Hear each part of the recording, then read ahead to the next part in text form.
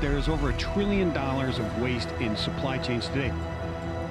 The net zero carbon emission is something that corporates are taking very seriously. To meet these objectives, they're going to have to take into consideration CO2 emissions.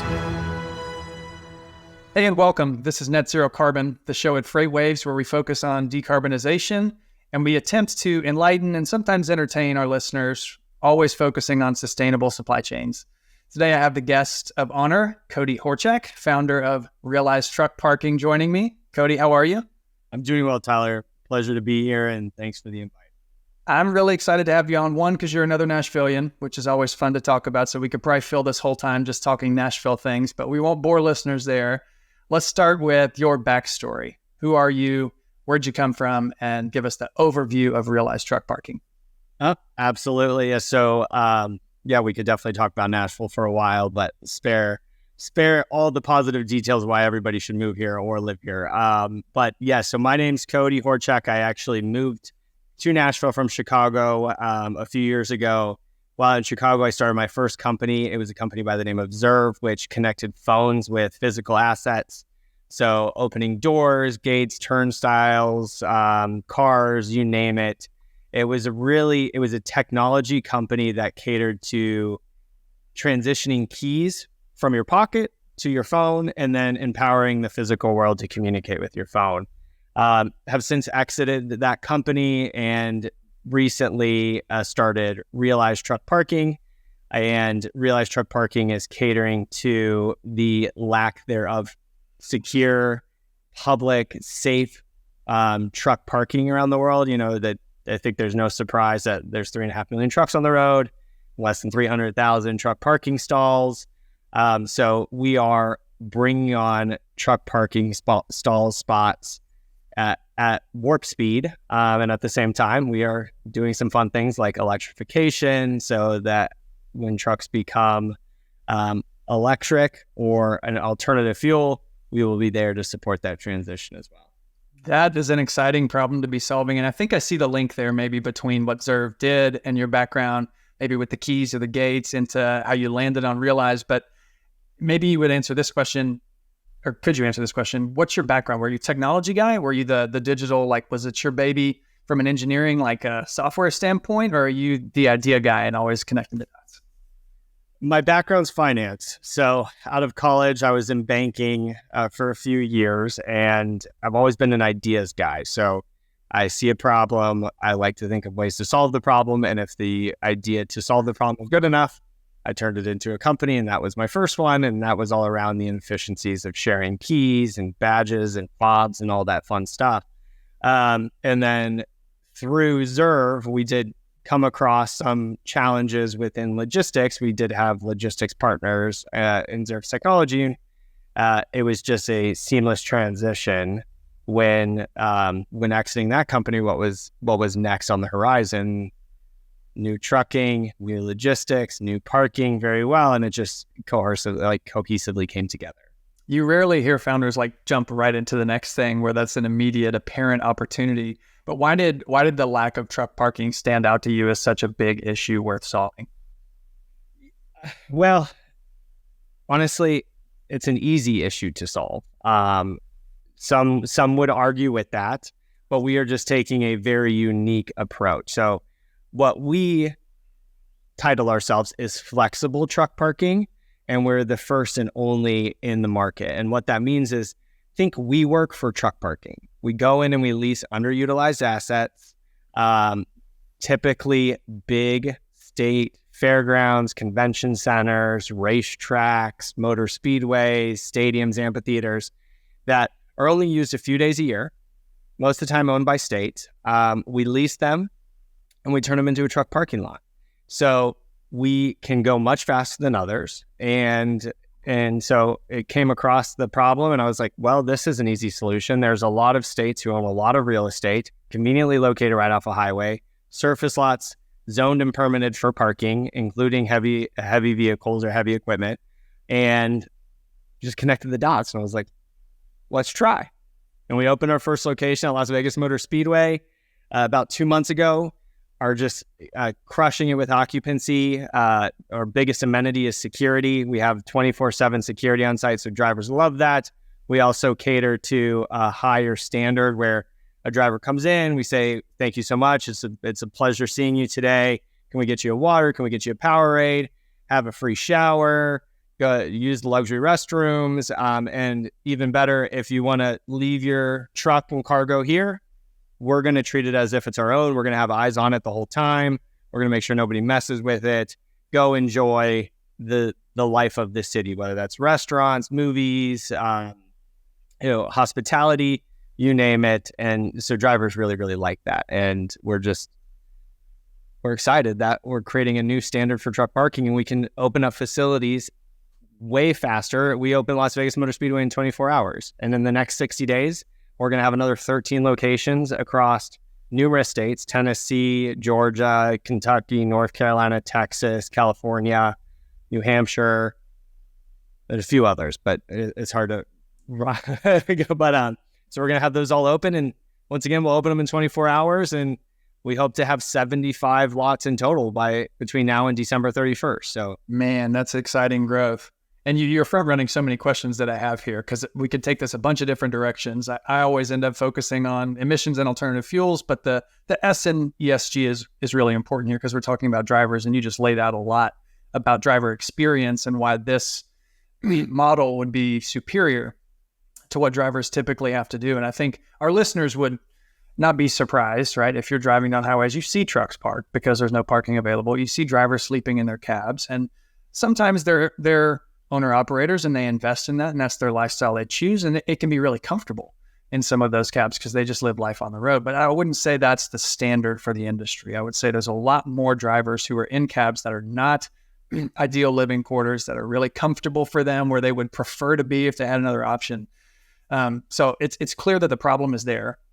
It's clear that it's a unique solution that I want to dig into more, because it sounds like, what's the unlock here? If the space was available and underutilized, and there's an opportunity for drivers to have more premium facilities maybe, or at least safety and kindness and security, and be nearer to activities as opposed to in between cities at a highway truck stop where there's really nowhere to go except the fast food and the restaurant that's on site.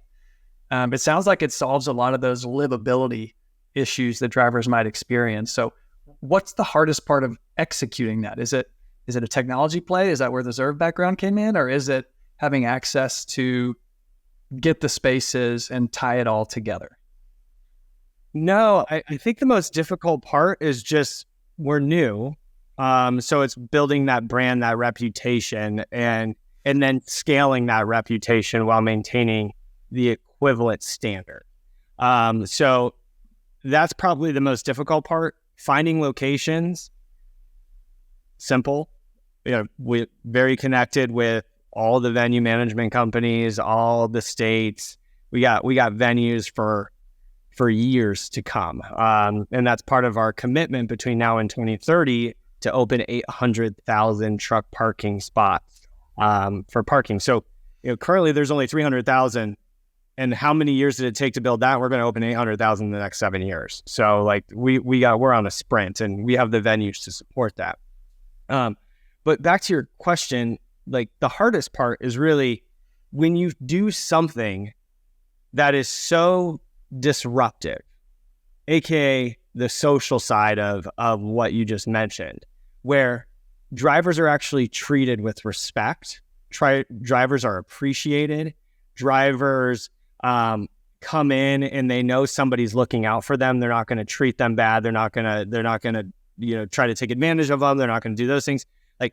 Setting that up at one site and then scaling it to 75 and just maintaining that consistent experience, that's the most difficult thing. And that's what we're going to start experiencing. And I'm sure we're going to make mistakes, but at the end of the day, we're nothing without the drivers.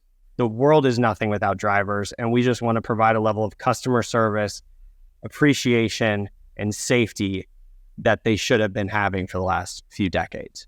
Absolutely. Let's take the standards higher. I love that. Yeah. Do you envision, you mentioned, and I love this mental framework, we work for truck parking. Is this a streamlined app service where they can reserve and go into any available spot? Do they, what's that side of the user experience like from the tech and the kind of consistent branding you're talking about? Great question. So from a tech standpoint, we use other people's technology. So you'll find us on TruckerPath, TruckMap, TomTom, Garmin, Google, Apple, right? So we're listed on all those platforms. And then from a reservation standpoint, we're also on, the Relay Payments, the truck parking clubs of the world as a listing platform. We don't really have any roadmap to developing our own mobile application, right? There's app fatigue. Like everybody wants you to download an app. We want to support other entrepreneurs, other businesses in the industry as well. Like that's one thing about logistics. It's so competitive. We want to come in with arms wide open where it's like, hey, Truck Parking Club, you have a great app. You have a great customer base. Like we don't want to compete with you. Honestly, we want to complement you. Like we want to bring you in and we want to advertise with you. And we just really want to have this arms wide open approach because you do that great. And what we want to do great is we want drivers to be driven to our lot due to the customer service and security that they're going to get, which is consistent across all locations. Really cool. And I'm assuming the business model is based on not rental fees, but overnight reservation fees, parking fees. Correct. Yep. So paid parking.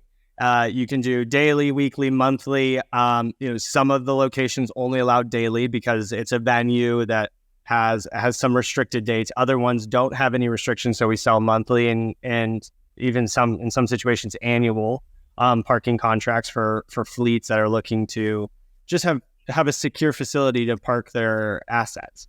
But it's reserved. You can drive up and reserve in demand. You can reserve in advance, and just know that we're probably always going to have a spot available because some of these venues are thousands of acres large. That's wild. And exciting because it's clearly a problem. But if you're popping up solutions where people want to be, that's an interesting way to solve this problem. Do we see locationally, a lot of times truck parking pops up where drivers can get fuel along heavily, traffic corridors and things like that. Is there an overlay at all you guys are looking at between the available spaces that are underutilized and where the freight is going? Have you guys done some of those studies? Absolutely. There are great resources. Every state publishes it every year where there's congestion and bottlenecks in freight. So we overlay that. We overlay it with convenience to fuel, but also convenience to food and other services, movie theaters, like little things. Just nobody wants to park their truck and then have to go miles and miles out of their way to enjoy the social part of life. And so we're really prioritizing proximity to some great amenities as well. Now that narrows the field a little bit because it has to be off the highway within a few turns, surface lots. So it's not always the perfect matchup, but we're thinking of creative ways and partnering with like Uber and those kinds of companies where, driver comes in, parks their truck and their trailer, and maybe we can give discounted rates on car services to get them to where they can go just be social and get out. Very, very cool. And again, driver livelihood and enjoyment of their working conditions is another key aspect of that offering. Okay. It is the one thing that really drives me in this business is how drivers are treated. It became very apparent to me early on how businesses treat them, how other drivers on the road treat them, how they treat each other. And it really hurts me because this world would not be where it is without drivers. Like everything around me, everything around everybody was brought here by somebody. We live in a world now where very little things are built in close proximity to a resident. So it's all brought in and brought over, or brought in by truck. So, that's one thing that just really drives me is how do we start treating the backbone of this country, which is logistics, like the Ritz-Carltons and the high-end individuals that they are. And it's little things. Our showers are very luxurious and they're free. And if you want to shower for 6 hours in hot water, I don't care. Have at it. Make it a personal sauna for all I care. Don't stop. You want to come in, security guards are always gonna be like, can we get you a Powerade? Can we get you a Dasani water? Can we get you something? Like beverages. We have aspirations to bring in food as well, not like big gourmet meals, but things like popcorn and little bite-sized snacks, and just something that you just grab and it's complimentary. It's inviting. Have it. Thank you so much for coming here, and those little things contribute to appreciation, higher satisfaction for the job, but also better camaraderie amongst drivers, where they don't feel like they're getting taken advantage of. They don't feel like they're getting ripped off by Realize. They feel like we are going above and beyond, and therefore they're usually nicer to one another as well. It'd be interesting as this grows to see kind of how that sense of community around some of these locations develops, and what I'm sure you guys will publish lots of stories on that once you get it up and running and scaling at the pace you want to.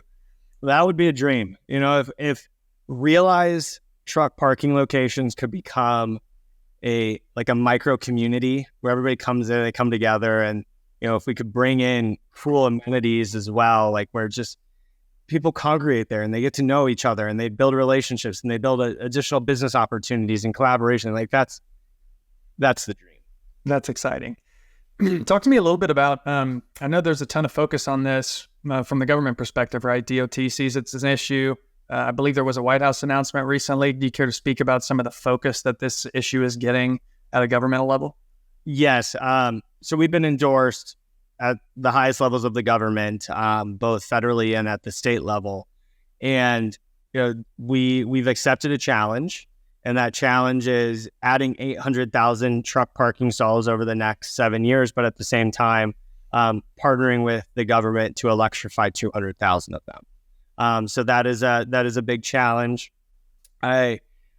We do acknowledge today that there's not a lot of electric trucks on the road, and that there is a significant amount of concern regarding electric trucks. But our EV chargers that are at locations today are still being used for things like reefer trucks, where they don't need to run their generators to keep them cool. They can plug in, and it saves a tremendous amount of diesel. Also, some trucks have the capacity to plug into a 30 or 50 amp service similar to an RV, and run their refrigeration unit, or their air conditioning unit, so they don't have to idle their engines. And idling your engines 8 hours a night through Vegas, which is 100 degrees, it consumes a lot of diesel. Yeah. Not great for the environment or the air you breathe either. Yeah, not good for the environment, the air you breathe, and not good for people's checkbooks, right? That's the other thing. It's like, diesel's expensive. Electricity is not that expensive. So not only are you doing good for the environment, you're also doing good for your bottom line. You're making more money. Win-win-win is what we call that. The triple bottom line is what everybody's trying to put their eye on. Yeah, and the government, we're so appreciative of the support, of the endorsements that we've received, from the White House to senators to Congress, men and women. It's amazing, and they're really pushing it. And there's a couple things. There's grants to expand truck parking. There's grants to electrify. There's grants to build up rural businesses. So most trucking goes through rural little towns, and there's not a lot of amenities there for them. And there are grants that we're looking at that contribute to the economic development of those rural areas, but also solving the lack of parking for drivers. Yeah, it's hitting on so many fronts here under this ESG umbrella, and we've already touched on the social a little bit. I want to keep focusing here on the electrification alternative fuel piece for just a minute, because that is so buzzy at the moment. It's buzzy for a reason, right? Because we're seeing announcements, we're seeing policies, we're seeing grants, to your point. It's clearly coming. And the question is how fast and where. So when you guys look at that space, are you guys, I'm sure, like a lot of other announced real estate electrification plays, like looking at West Coast, looking at states where we see those maybe electrification corridors starting to emerge first? Is that how you guys think about going after that play, or is it a different angle? It's actually a very different angle. We're putting 20% of all parking spots at any realized location we're electrifying. So obviously there's a lot more electric trucks in California and in port cities because that's what they're being used for, not over the road. However, with our commitment and our acceptance to the challenge and to the environment, for every 10 stalls we have, 2 of them are going to be electrified. The beauty of our solution as well, which is unique to Realize, is it doesn't cost us very much to put them in. Where other locations have to invest in infrastructure, aka supply from the utility provider to get these chargers in, we have venues. So venues are conveniently located right off a highway. They have surface lots, but almost as critical for our business model is they have a tremendous amount of supply from the utility provider. They have the grid to support it. Usually the grid is isolated. Usually it has a distribution substation right on property for megawatts of power. So we don't have to invest hundreds of thousands or millions of dollars in laying the infrastructure to support putting in 80 EV chargers at a lot. It's already there. We just have to pay for the energy consumption. Really, really interesting tweak there to the model, and very important for listeners to understand, because you're right. Not only is that an expensive proposition, but it takes forever. It takes a long time, which you can't pop up in 24 hours like you guys did with Vegas. Yeah, no. Well, yeah, and we popped up multiple EV chargers in Vegas in 24 hours because you just plug it right in like you'd plug a power extension cord into a wall receptacle. And it's amazing. I heard a statistic the other day, and you fact check me on this, but okay, good. 5 DC fast chargers in a single lot is enough power to run 20 Waffle Houses for a month. It's unbelievable. It's unbelievable. So when you look at the infrastructure, we'll just continue with Waffle House. I don't know why that was the example that was given. But if Waffle House wanted to put in 5 EV chargers, do they even have the cabling to support that? If not, they have to rip up all the cabling. They have to rerun conduit. They have to do all this other stuff. So expensive, time-consuming, delays, yada, yada, yada. And still, they probably could only get 5. Well, if all trucks went electric, and it all takes 3 to 4 hours to charge them, You need a lot more than 5. you need a lot more than 5. So you need a lot more than 5. And, some of the facilities that we have already identified are already on the roadmap to go live. They have 20 megawatt supply. They have 35 megawatt supply. That is an unbelievable amount of power. That is 100 chargers, fast chargers, sprinkled in with a few level 2 chargers, and you're still not even flinching. So granted, we need the utility providers to catch up to be able to pull that much from the grid. But they're solving that in really, really unique ways. And we're solving the distribution of EV chargers. So by the time the market catches up, there's going to be no concern of where you need to stop to charge your truck. That's so exciting. This is a great solution to multiple problems, tying them all together, and hopefully a nice, pretty boat here. I appreciate we're coming up on time, and I want to save, I always ask my favorite question at the end of every episode, so I want to make sure we get to it. But Cody, when you get up and you start focusing on this problem and popping up 75 stations by the end of the year, why does it matter that sustainability is core to what you guys do? What's your personal motivation for tackling this problem? It would be the social aspect. It would be the sense of community. It would be showing that respect to the backbone of America. You go in and you see people in the armed forces, and you go up to them and you say thank you for their service. That should be an equivalent to drivers, to truck drivers and people in logistics. Thank you for doing this job that takes you away from your family, that puts you on the road. It's lonely, it's long. Sometimes the pay is good, sometimes the pay is not so good, but just thank you. And if I can just pass that on, hopefully they can pass that on in the community, and all of a sudden we build this network of prestige around being a truck driver, because right now there's that prestige is missing, and realistically, it should probably be one of the most prestigious jobs in the U.S. because it's the most critical. That's a really encouraging answer, and I think certainly a worthy and noble cause, especially considering the population of professional drivers is typically one of the most common jobs at a state level. That it's not a small population of people we're talking about serving here. So I certainly appreciate and admire that aim that you have personally and for the company. And I really, really look forward to seeing how Realized Truck Parking grows, and would love to have you back on towards the end of the year once we've got some more stations up, get some more feedback live from the road, and hear how the drivers are enjoying it. Love that. And, my only ask to your audience is give us ideas too. Like, our best idea engine right now is from the drivers. They come in and they're like, hey, you should look at this. The whole Uber idea came from somebody who was like, hey, if we park in your lot, it would be cool if we could have like Turo cars lined up, because we can't drive our truck into Las Vegas.